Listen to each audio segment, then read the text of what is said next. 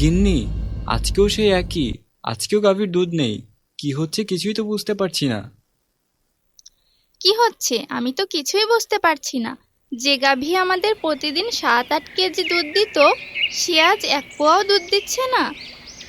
কি জানি কি হয়েছে। ওর কোনো রোগ হয়নি তো? মনে হচ্ছে তো ওর কিছু হয়েছে। না হলে হঠাৎ করেই দুধ দেওয়া বন্ধ কেন করে দিবে? আমারও তাই মনে হয়। তুমি এক কাজ করো, গরুর ডাক্তারকে খবর দাও, দেখি সে কি বলে। না হলে যে আর হচ্ছে না, দুধ বেচেই যে সংসারের অর্ধেক কাজ চলে। তাই করি। এছাড়া কোনো কি উপায় তো দেখছি হয়েছে? না আর। তোমরা এখানে কি বলাবলি করছো? গাভী আজকেও দুধ দেয়নি? না, দেখছিস না, তাই নিয়েই তো চিন্তায় পড়লাম। 3-4 দিন হয়ে গেল, এক পোয়াও দুধ দিচ্ছে না। বল তো মা, এখন আমি কি করি? কচি ঘাস, খড়কুটো, ভাতের ফ্যান, কম তো আর খেতে দিচ্ছি না। বাবা, আমার মনে হয় গাভীর সাথে কিছু একটা হচ্ছে। তোমরা কেন ভাবছো যে গাভীর অসুখ করেছে, তাই সে দুধ দিচ্ছে না? অসুখ হয়েছে ভাববো না বলছিস? তাহলে কি ভাববো শুনি তো। এমনও তো হতে পারে আমরা রাতে ঘুমিয়ে গেলে আমাদের গাভীর দুধ চুরি হয়ে যাচ্ছে। নীলিমা, এমনটা তো ভেবে দেখিনি। এটা হলেও হতে পারে, কিন্তু আমার চোখ কান তো সবসময় খোলা থাকে। এমন হলে 3 থেকে 4 দিনে কি একবারও টের পাবো না? তারপরেও দেখো, মিলি যখন বলছে, বিষয়টা নিয়ে একটু ভেবে দেখো। আমাদের সারা রাত সজাগ থাকতে হবে। পরদিন দেখতে হবে গাভীর দুধ আসলে যাচ্ছে কোথায়।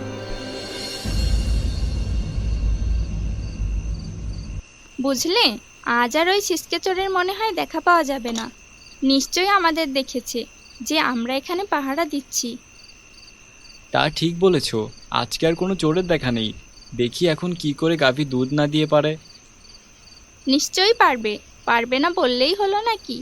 আজকে তো ভালো করে দেখলাম, পাহারা দিলাম, কোনো চোর বা কিছুরই তো দেখা পেলাম না যে গাভীর দুধ চুরি করবে। দেখো, নিশ্চয়ই আমরা এবার দুধ পাবো। গিন্নি, রাত তো ভোর হয়ে গেল। পুরো 5টা বেজে গেল। এখন তো আর পারছি নে। সারা রাত বসে পাহারা দিলাম, কোনো চোরেরও দেখা নেই। এবার একটুখানি ঘুমিয়ে না নিলে আমিও তো আর পারছি না। নিশ্চয়ই আজকে দুধ পাওয়া যাবে। হ্যাঁ হ্যাঁ, ঠিক বলেছ। চলো এবার একটু ঘুমিয়ে নিই। সকাল 8টার দিকে আবার উঠে পড়তে হবে, কিন্তু এখন ঘুমালে যদি চোর চলে আসে। আরে অত ভেবো না তো। মিলিকে বলেছি সকাল সকাল উঠতে। আমরা ওঠা না পর্যন্ত মিলি তো আছেই। আচ্ছা আচ্ছা, ঠিক আছে। চলো তবে এবার।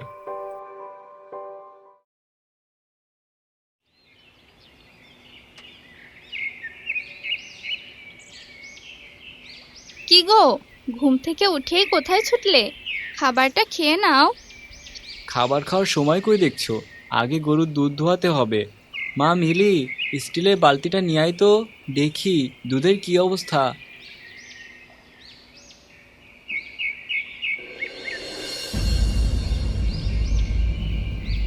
এই নাও বাবা, তোমরা ঘুমালে আমি পাহারা দিয়েছি। আশা করি দুধ পাবো এবার। কিন্তু কিন্তু কি রে মা? কিন্তু বাবা, গাভীর বান দেখে তো মনে হচ্ছে কোনো দুধই অবশিষ্ট জমেনি। মনের কথাটা বললি রে মা। আমারও বান দেখে হতাশ লাগছে। মনে হচ্ছে বানে কোনো দুধ নেই।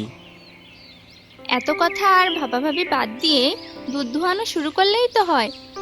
রফিক কৃষক দুধ ধোয়ানো শুরু করে, কিন্তু বান থেকে আর কোনো দুধই আসে না। এ কি, এখনো তো কোনো দুধ আসে না। হায় হায়, এ কি হলো? দুধ দেয়া গরুটা হঠাৎ কেন দুধ দেয়া বাদ দিয়ে দিল? কি জানি, এমন কেন হচ্ছে। মিলি, তুই বললি চোরের কথা। কাল সারা রাত পাহারা দেওয়ার পরেও এখন দেখছি একই অবস্থা। আমিও তো বুঝতে পারছি না এমনটা হচ্ছে কি করে। গাভী যদি দুধ নাই দিবে, তাহলে সব দুধ যাচ্ছে কোথায়? গাভীরে, তুই যদি কথা বলতে পারতিস তাহলে হয়তো নিশ্চয় বলতে পারতিস। ডক্টর তো বললো তোর কোনো সমস্যা নেই। তবে দুধ কেন দিচ্ছিস না তুই?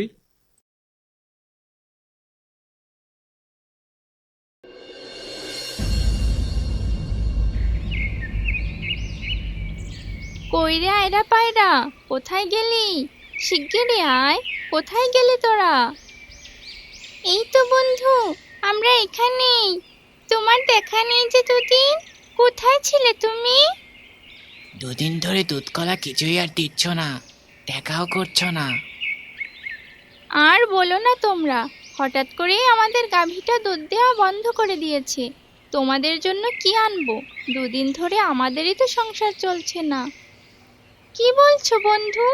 কিন্তু দুধ কেন দিচ্ছে না? গাভীকে কচি ঘাস খেতে দিচ্ছ না বুঝি? আরে না না, তা হবে কেন? খেতে তো প্রতিবেলাই দিই। কচি ঘাস, খড়কুটো, ভুসি, আরো কত কি। তা যাকগে, এই নাও, তোমাদের জন্য এই কলা দুটোই নিয়ে এসেছি বন্ধু। আরে তুমি কত ভালো মানুষ, ভাগ্য করে তোমার মতো একটা বন্ধু পেয়েছিলাম। কিন্তু আমি ভাবছি যে গাভীর এখনো 8 মাস দুধ দেওয়ার কথা, সে হঠাৎ করে দুধ দেওয়া বন্ধ করে কেন দিবে? আমার তো মনে হচ্ছে কেউ চুরি করছে। আরে না না, কাল সারা রাত আব্বু আম্মু পাহারা দিয়েছে, কিন্তু কোনো চোরের দেখা পাইনি। তবুও সকালে গাভীর বানে অবশিষ্ট দুধ নেই। বলো তো কিভাবে সংসার চলবে এখন? তাহলে তো তোমার বাবা খুবই চিন্তায় পড়ে গেল।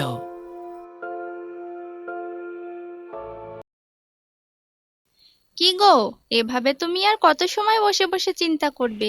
বেলা কতখানি হয়ে গেল। এবার তো একটু বাইরে গিয়ে দেখো বাকি টাকাগুলো উঠাতে পারো কি না। আর চিন্তা না করে কোথায় যেতে বলছো? মোড়ল মশাই লোক পাঠালো বলে ভেবেছিলাম দুদিনের দুধের পুরো টাকা মোড়ল মশাইকে দিয়ে দেনা শোধ করবো। তার হলো কই? বিধাতা কি করছে কে জানে। ঘরে বসে চিন্তা করে তো আর লাভ নেই। যাও দেখো কোনো ব্যবস্থা হয় কি না। ঘরে এক ফোঁটাও চাল নেই। তাই তো, তুমি বলছো চিন্তা না করতে। মেয়েটার মুখে কি তুলে দিব একবারও ভেবেছো? এত চিন্তা করলে তো আর এমনি এমনি ঘরে চাল ডাল চলে আসবে না। যাও দেখো, নিশ্চয়ই কোনো না কোনো ব্যবস্থা হবে। আর বলো না গিন্নি, চিন্তায় আমার পিত্তি পুড়ে গেল। যাই দেখি ভূষণদের বাড়ি গিয়ে ওকে বলে দেখি ও অসুখ ধরতে পারে কিনা। যাও, আমি কুটোগুলো কেটে শেষ করি, দেখি রাবেয়া আপার থেকে কিছু চাল আনতে পারি কিনা।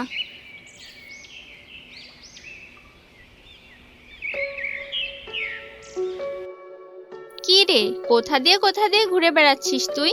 খাওয়া নেই, দাওয়া নেই। এই নাও মা, পেয়ারা খাও, বনের টাটকা পেয়ারা, বেশ অনেকগুলো এনেছি। পেয়ারা এনেছিস? তা ভালো করেছিস। খা মা, আমি একটু পর রান্নার ব্যবস্থা করব। বাবা কোথায় গেল গো মা? কোথায় আবার, সে তো কোথাও যেতে চায়নি, বলে কয়ে পাঠালাম। বেচারা সারাদিন চিন্তা করছে। যাকগে, তুই ঘরে যা।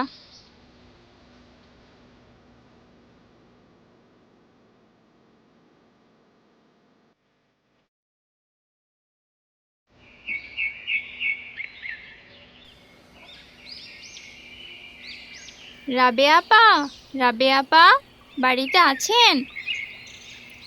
কি হয়েছে? ভর দুপুরে এত চিল্লাচ্ছ কেন?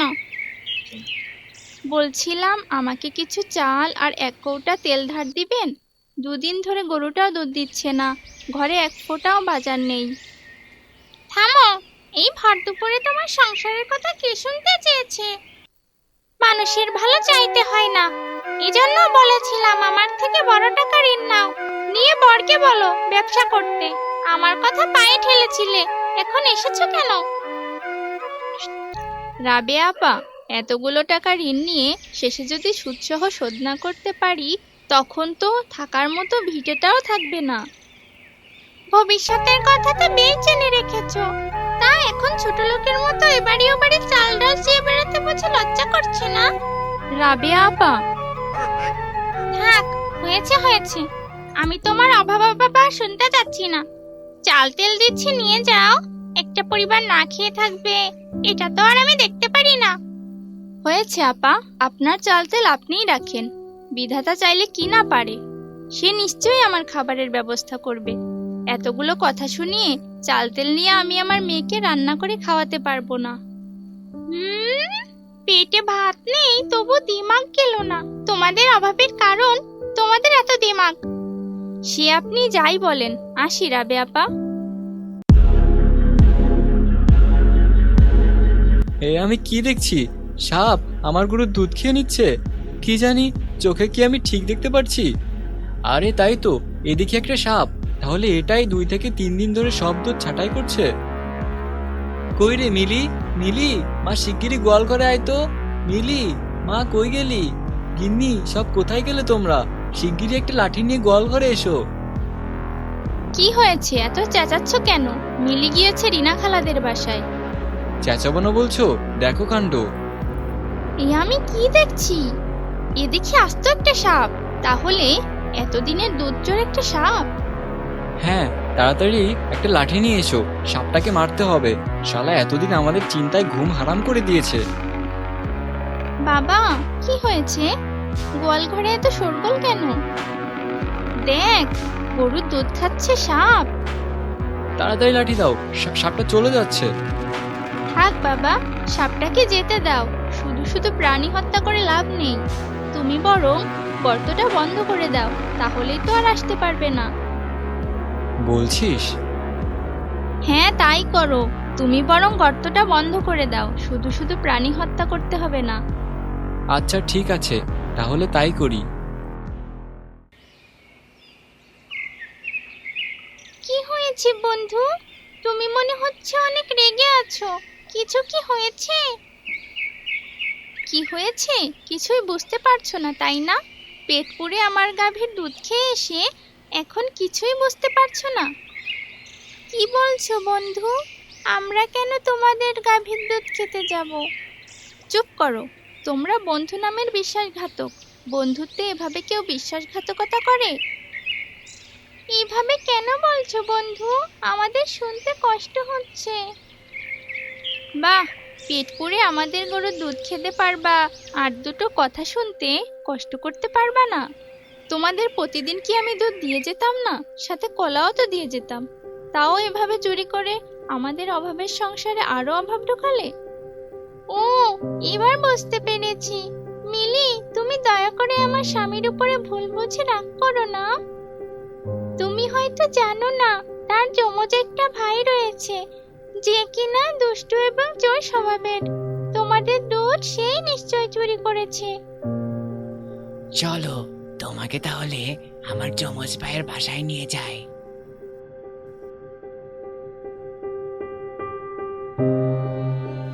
এই যে দেখো, আমার যমজ ভাই আফজাল। এ তো হুবহু তোমার মতো দেখতে। কি হয়েছে হঠাৎ আমার বাড়ি? কি হয়েছে বুঝতে পারছেন না ভাই? যখন বিষের ঝাঁজে মরবেন তখন বুঝতে পারবেন কি হয়েছে। কথাবার্তা ঠিক করে বলবেন ভাবি। আপনি আমার বয়সের বড়, তাই আপনাকে কিছুই বললাম না। তুই আমার বন্ধু মিলিদের বাড়ির গাভীর দুধ কেন চুরি করে খাস? আজ দেখতে পালিয়ে এসেছিস। নিজেকে আমার দোষ দিচ্ছিস?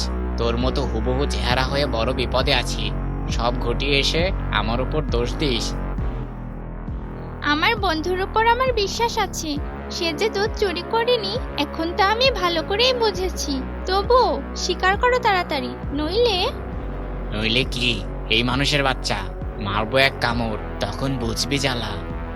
তবে রে দাঁড়া, এই আদলার বাড়ি দিয়ে আস্তরে থেতলে দিব। আমায় মারবেন না, মারবেন না দয়া করে। হ্যাঁ হ্যাঁ, আমি দুধ চুরি করে খেয়েছি এতদিন, দয়া করে মারবেন না। ভুল আর হবে না, মারবেন না আমাকে। মানুষের উপর ক্ষমতা খাটাতে যাস? মনে রাখিস, মানুষ এই পৃথিবীতে সবচেয়ে শক্তিশালী।